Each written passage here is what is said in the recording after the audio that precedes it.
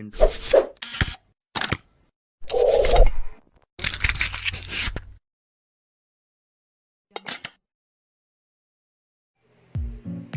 Assalamualaikum warahmatullahi wabarakatuh.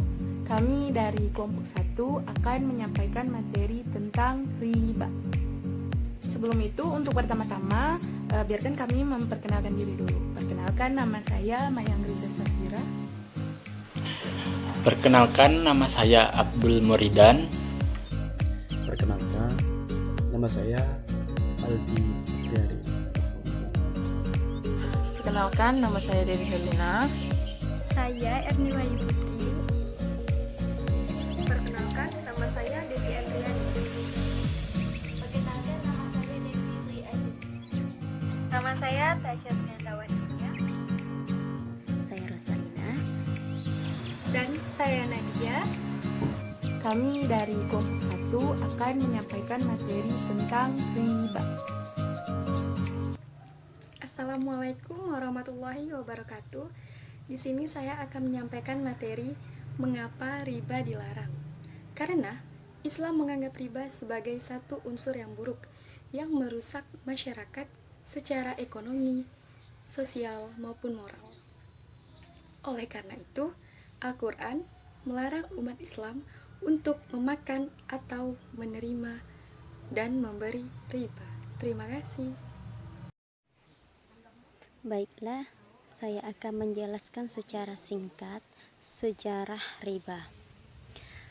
Berawal dari para fikih mulai membicarakan tentang riba, dari situlah mereka jika ingin memecahkan berbagai macam persoalan muamalah dengan ayat-ayat Al-Quran yang sesuai dengan larangannya. Sampai datanglah larangan secara tegas pada akhir penetapan hukum riba. Nah, lain halnya dengan orang-orang Yahudi. Riba itu terlarang hanya dengan kaumnya saja, tidak dengan orang lain atau non-Yahudi. Namun, Islam menganggap bahwa ketetapan yang mengharuskan riba yang berlaku pada golongan tertentu itu tercantum pada perjanjian lama yang sudah dipalsukan. Riba ini diharamkan bagi siapa saja, pada siapa saja dan terhadap siapa saja, dan tindakan ini adalah zolim, dan zolim ini diharamkan kepada semua orang tanpa pandang bulu. Islam tidak membedakan manusia karena bangsanya, warna kulitnya, atau keturunannya, lain dengan umat Yahudi yang menganggap ada perbedaan besar antara umat Yahudi dengan umat lainnya. Dan di dalam kitab Yahudi sendiri telah dilarang praktik riba. Namun pada saat ini masih saja dilakukan dengan reputasi pembungaan yang sangat terkenal. Sebenarnya agama Nasrani atau dari tokoh-tokoh gereja sepakat memberikan pinjaman tanpa imbalan. Namun masih saja kaum riba menghalalkan segala cara untuk melakukan praktik-praktik tersebut, dan timbullah kajian tentang larangan riba dalam pandangan Islam yang dijelaskan di dalam Al-Quran surah kedua ayat 278. Kalau ingin jelas, silahkan teman-teman membaca di makalah ya. Dari surah tersebut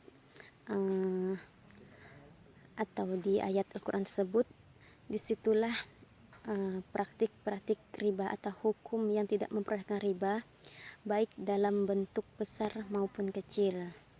Sekian, semoga bisa dipahami. Wassalamualaikum warahmatullahi wabarakatuh. Sini saya akan menjelaskan tentang bunga dan riba. Bunga bank adalah biaya yang dibayarkan atas peminjaman uang yang diberikan oleh bank.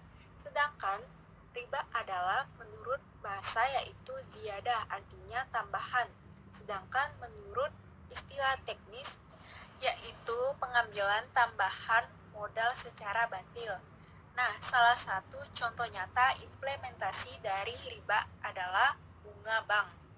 Saya akan menjelaskan materi tentang jenis riba dan hukumnya. Jenis riba itu ada dua. Yang pertama, jenis riba faddal. Jenis riba faddal itu merupakan pertukaran antara barang yang kualitasnya baik dengan barang yang kualitasnya buruk. Contohnya 3 kilo tepung ditukar dengan 4 kilo tepung yang kualitasnya buruk. Lalu ada riba nasi'ah. Riba nasi'ah itu merupakan penerimaan antara barang ribawi dengan barang ribawi lainnya. Contohnya, si A meminjam uang kepada si B sebesar 300.000. Lalu, si A harus melunaskan selama 1 bulan. Jika dalam 1 bulan, si A tidak mengganti uang si B, maka si B akan memberikan tambahan sebesar 5.000. Lalu, hukum riba di dalam Islam itu dilarang dengan alasan apapun. Terima kasih. Jadi di sini saya akan menjelaskan tentang gambaran terjadinya riba. Jadi riba itu dilarang karena mengambil atau memperoleh harta dengan cara yang tidak benar. Itu kan udah pasti haram karena kita mengambil yang sebenarnya itu dengan cara yang salah, dengan kayak sepihak seperti itu.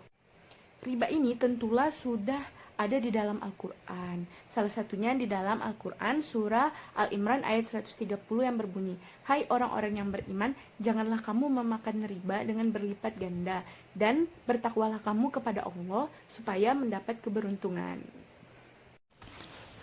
Riba jahiliyah yaitu adanya tambahan nilai hutang karena adanya tambahan waktu tempo disebabkan si penghutang tidak mampu membayar pada waktu tempo. Gambaran riba jahiliyah seperti si pemberi hutang berkata kepada si penerima hutang pada waktu tempo, "Kamu harus membayar hutang kamu sekarang sesuai dengan jumlah kamu berhutang, atau di kemudian hari dengan syarat adanya tambahan nilai hutang." Selanjutnya riba fadl. Riba fadl yaitu pertukaran atau jual beli barang ribawi dengan kuantitas, kualitas, kadar takar yang berbeda. Barang ribawi tersebut disebutkan dalam hadis seperti emas, perak, gandum, gandum merah, garam, kurma, dan bahan makanan. Sehingga dalam Islam, pertukaran dan jual beli barang tersebut haruslah sesuai dengan jumlah dan kualitas yang sama. Gambaran riba fadl seperti seseorang menukar emas 20 gram 20 karat dengan 20 gram 19 karat. Dan contoh lain seperti menukar 2 kilo gandum berkualitas baik dengan 3 kilo gandum berkualitas buruk. Selanjutnya riba qard. Riba qard yaitu adanya persyaratan kelebihan peminjaman pada waktu akad perjanjian hutang piutang oleh pemberi hutang kepada si penerima hutang tanpa tahu kelebihan tersebut digunakan untuk apa. Gambaran riba qard seperti si rentenir meminjamkan uang 10 juta kepada si peminjam. Kemudian si peminjam harus mengembalikan 11 juta tanpa dijelaskan kelebihan tersebut digunakan untuk apa. Kelebihan 1 juta inilah yang termasuk pada kasus riba qard yang hanya menguntungkan si rentenir plus merugikan si peminjam. Selanjutnya gambaran riba nasi'ah. Riba nasi'ah yaitu penangguhan penyerahan atau penerimaan jenis barang ribawi dengan jenis barang ribawi lainnya. Riba nasi'ah mirip dengan riba fadl, akan tetapi ada perbedaan pada saat serah terima barang. Contoh riba nasi'ah seperti dua orang saling bertukar emas. Keduanya memiliki 24 karat dengan timbangan yang sama. Akan tetapi, salah satu menyerahkan emasnya 1 bulan setelah perjanjian transaksi disetujui oleh masing-masing pihak. Padahal, harga emas bisa berubah sewaktu-waktu. Di sini saya akan menjelaskan tentang riba dan masalah keuangan. Evolusi konsep riba ke bunga tidak terlepas karena adanya perkembangan lembaga keuangan. Lembaga keuangan muncul diakibatkan oleh para pedagang dan industri yang membutuhkan modal untuk mengembangkan usaha mereka. Di sini, bank memiliki peran sebagai perantara antara mereka yang membutuhkan kredit dan mereka yang memiliki modal. Bank harus menentukan biaya peminjaman karena bank juga perlu ongkos untuk memberikan pinjaman tersebut.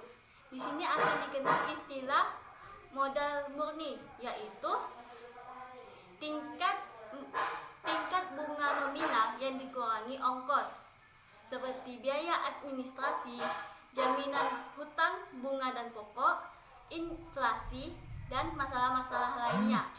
Semua ongkos tersebut akan ditanggung oleh debitur. Bank akan menarik semua ongkos tersebut untuk menjamin amanat yang telah disampaikan oleh pemilik modal. Selanjutnya, hubungan antara riba dan masalah keuangan. Berikut ini adalah permasalahan-permasalahannya. Yang pertama, pandangan Islam tentang uang. Dalam ekonomi Islam, uang adalah sarana penukar dan penyimpan nilai. Uang bukan barang dagangan dan uang merupakan barang publik di mana setiap orang berhak untuk memilikinya.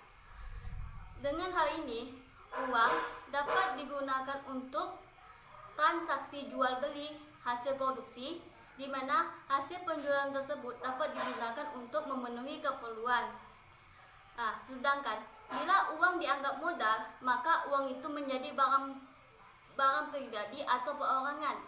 Jika ada orang dengan sengaja menimbun kekayaan tersebut untuk diri sendiri dan tidak dibelanjakan, hal ini akan menghambat beredarnya uang dan menghambat transaksi jual beli di pasar. Hal ini bertentangan dengan pandangan Islam di mana uang tersebut harus beredar karena uang merupakan barang publik, bukan barang pribadi. Dalam Islam, uang bukan komoditas. Uang tidak memiliki kegunaan kecuali fungsinya yang memiliki kegunaan. Uang memiliki 3 fungsi. Yang pertama, sebagai media transaksi. Kedua, sebagai jaga-jaga atau investasi. Dan yang terakhir yaitu uang sebagai satuan hitung untuk pembayaran. Sekian materi yang saya sampaikan. Materi selanjutnya akan disampaikan oleh teman saya. Selanjutnya, pandangan Islam tentang nilai waktu uang. Dalam sistem ekonomi Islam, time value of money atau nilai waktu uang tentunya itu tidak akan terjadi. Ini ada analisis kuatnya yaitu pada surah Al-Asr, di mana kuantitasnya 24 jam dalam sehari dan 7 hari dalam seminggu. Namun dari waktu tersebut akan berbeda dari satu orang dengan orang lainnya. Bagaimana seseorang tersebut memanfaatkan waktu yang ia miliki. Semakin efisien dan efektif, maka semakin tinggi nilai waktu yang ia miliki. Maka siapapun pelakunya, tanpa memandang agama, ras ataupun golongan, maka secara sunatullah ia telah mendapat keuntungan di dunia. Di dalam Islam, keuntungan bukan hanya keuntungan di dunia, namun keuntungan di dunia dan akhirat. Dan juga waktu seseorang tidak hanya harus efektif dan efisien, namun juga harus didasari dengan keimanan. Implikasi dalam bisnis, Al-Quran mengindikasi bahwa dalam suatu bisnis terdapat keuntungan dan kerugian. Keuntungan dan kerugian tentu saja tidak dapat diprediksi di masa yang akan datang. Bisnis bukanlah suatu aktivitas yang hanya mendatangkan keuntungan tanpa adanya risiko. Maka, sebagaimana dalam bisnis tersebut yang apabila keuntungan dan kerugiannya tidak dapat dipastikan, maka terdapat sistem discount rate. Apa itu discount rate? Discount rate merupakan sistem yang menghitung nilai sekarang dengan nilai di masa yang akan datang, karena nilai yang terdapat di masa sekarang itu lebih kecil untuk di masa yang akan datang, maka dipergunakanlah sistem discount rate ini. Nah, sistem discount rate ini dalam ekonomi Islam diperbolehkan karena terdapat beberapa alasan. Yang pertama, jual beli dan sewa menyewa merupakan sektor real yang mana menimbulkan nilai tambah ekonomis atau economic value added. Yang kedua, tertahannya hak penjual yang telah menjalankan kewajibannya kepada pihak lain, yaitu uang pembayaran dari si pembeli kepada penjual. Nah, transaksi bagi hasil berbeda dengan transaksi jual beli atau sewa menyewa, di mana transaksi jual beli dan sewa menyewa hubungannya langsung antara sang penjual dan sang pembeli, antara penyewa dan sang penyewa. Sedangkan bagi hasil di situ terdapat hubungan antara sang pemilik modal dan sang pengelola modal, dan di mana akan terdapat hak dari kedua belah pihak apabila modal yang dikelola telah menghasilkan pendapatan atau keuntungan. Dengan adanya transaksi musyarakah atau mudharabah dan transaksi jual beli memastikan keterkaitan antara sektor moneter dan sektor real. Oleh karena itu, salah satu rukun jual beli yaitu ada barang, ada uang, atau ma'qud alaih.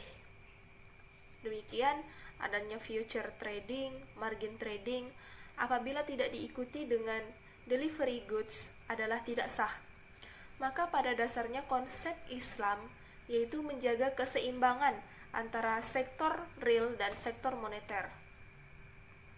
Selanjutnya, cara-cara pengembangan uang yang tidak mengandung riba. Nah, pada dasarnya cara-cara mengembangkan uang ada dua. Yang pertama, investasi, yang kedua, membungakan uang. Nah, terdapat perbedaan yang sangat jauh antara investasi dan membungakan uang. Dapat kita ketahui dari definisinya. Yang pertama, investasi. Investasi merupakan suatu usaha yang mengandung banyak resiko yang berhadapan langsung dengan ketidakpastian, di mana return yang akan didapatkan tidak pasti atau tidak tetap.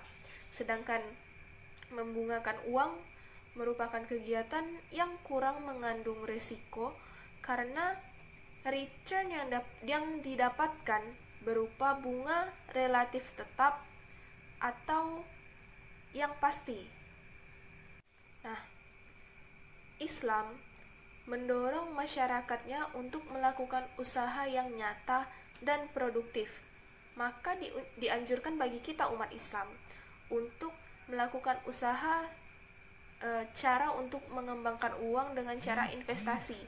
Dan Islam melarang untuk membungakan uang karena sudah terdapat dalilnya dalam Al-Quran. Maka dari itu, mekanisme bagaimana cara investasi harus dikembangkan agar investasi untuk umat Islam di masa kini dapat berkembang. Nah, inti dari mekanisme kerjasama dalam ekonomi Islam yaitu terjalinnya dengan baik kerjasama antara sohibul mal dengan mudharib atau sang pemilik modal dengan sang pengelola modal.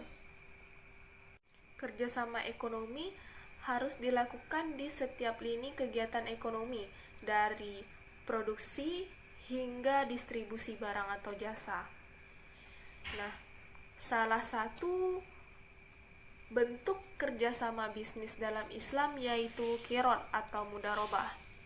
Qiron atau mudharabah yaitu bentuk kerjasama di mana seseorang yang memiliki modal melakukan kerjasama dengan seseorang yang memiliki perusahaan atau keahlian atau suatu perusahaan yang memproduksi sesuatu di mana sang pemilik modal dan sang pemilik usaha melakukan kesepakatan untuk bekerja sama. Melalui kirot atau mudarobah, kedua belah pihak yang telah bermitra tidak akan mendapatkan bunga, tetapi mendapatkan bagi hasil atau profit dan sharing loss dari hasil proyek yang mereka sepakati sebelumnya. Demikian materi yang saya jelaskan. Bismillahirrahmanirrahim. Assalamualaikum warahmatullahi wabarakatuh. Di sini saya akan menjelaskan riba dan masalah keuangan. Jadi langsung saja ke intinya. Pada hakikatnya manusia menghindari keburukan pada perekonomian secara menyeluruh. Jadi secara tak langsung atau teori, pihak-pihak yang melakukan praktik riba berarti turut andil dalam perekonomian makro, memperbesar risiko bagi perkembangan ekonomi. Secara teori return yang diterima dari praktik riba secara jangka panjang akan menghadapi risiko inflasi, sehingga sebenarnya boleh jadi purchasing power dari uang yang bertambah akibat return dari bunga atau riba tidak berubah atau bahkan semakin mengecil akibat inflasi, atau jika penambahan pendapatan dari return lebih kecil atau sama dengan penambahan harga. Dan hal ini dijelaskan juga dalam Quran surah Ar-Rum ayat 39. Yang kedua adalah ekonomi yang lebih merata. Implikasi dari kerjasama ekonomi ialah aspek sosial, politik dalam pengambilan keputusan yang dilakukan secara musyawarah untuk memperjuangkan kepentingan bersama di bidang ekonomi, kepentingan negara, dan kesejahteraan rakyat. Ajaran Islam mendorong pemeluknya untuk selalu menginvestasikan tabungannya. Di samping itu, dalam melakukan investasi tidak menuntut secara pasti akan hasil yang akan datang. Hasil investasi di masa yang akan datang sangat dipengaruhi banyak faktor, baik faktor yang dapat diprediksi maupun faktor yang tidak dapat diprediksi. Untuk faktor yang dapat diprediksi ialah berapa banyaknya modal, berapa nisbah yang disepakati, berapa kali modal dapat diputar. Sementara faktor yang efeknya tidak dapat dihitung secara pasti dengan kejadian return. Kemudian efek penggunaan riba pada pertumbuhan ekonomi.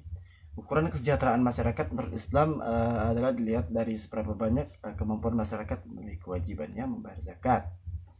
Pembayaran zakat di samping sebagai ukuran tingkat kemakmuran, juga sebagai ukuran tingkat ketakwaan kaum muslim terhadap ajarannya. Semakin banyak kaum muslim yang mampu membayar zakat, berarti semakin tinggi tingkat kemakmuran masyarakat tersebut. Melalui zakat wakaf dapat dicapai pemenuhan kebutuhan publik. Kalau masyarakat tersebut melalui zakat dapat dicapai pemenuhan kebutuhan publik. Kalau dicermati salah satu ayat Al-Quran, surah Al-Baqarah ayat 276 menunjukkan suatu kondisi hubungan terbalik antara infak, zakat dengan riba. Oke, di sini saya akan menjelaskan tentang apakah bunga bank sama dengan riba. Oke. Nah, yang kita ketahui dulu adalah bunga bank. Bunga bank itu adalah tanggungan pada pinjaman uang yang biasanya dinyatakan dengan persentase dari uang yang dipinjamkan. Nah, sedangkan riba adalah pengambilan bunga atas pinjaman uang dengan berlebihan sehingga cenderung mengarah pada eksploitasi atau pemerasan. Nah, dalam Al-Quran diartikan sebagai setiap penambahan yang diambil tanpa adanya satu transaksi pengganti atau penyeimbang yang dibenarkan oleh syariah. Nah, yang dimaksud transaksi pengganti atau penyeimbang yaitu transaksi bisnis atau komersial yang melegitimasi adanya penambahan secara adil, seperti melalui transaksi jual beli, sewa menyewa, atau bagi hasil. Lalu kita melihat pada transaksi simpan pinjam dana secara konvensional. Nah, terlihat bahwa adanya besaran persentase tertentu atas pinjaman pokok yang menjadi keniscayaan. Dengan demikian, pihak yang memberikan pinjaman akan mendapatkan penghasilan yang pasti dengan berjalannya waktu. Sedangkan pada pihak peminjam itu keuntungannya itu tidak tertentu. Terus itulah yang menunjukkan adanya ketidakadilan dalam transaksi yang berbasis bunga. Nah, secara nyata juga sistem bunga pada perbankan itu lebih banyak dirasakan kemudaratannya daripada manfaatnya. Nah, berarti riba itu termasuklah bunga bank. Nah, itu adalah dosa besar, baik pemberi, penulis, saksi, itu adalah sama-sama melakukan dosa dan maksiat. Lalu dianjurkan bagi kaum muslimin itu untuk mendirikan bank Islam yang sesuai dengan syariat atau ajaran Islam untuk menghindari segala macam bentuk atau praktik riba. So ya bunga bank itu sama dengan riba. Terima kasih. Itulah penyampaian dari kelompok 1 tentang riba. Maaf apabila ada kata yang salah. Kami kelompok 1 undur diri. Wassalamualaikum warahmatullahi wabarakatuh.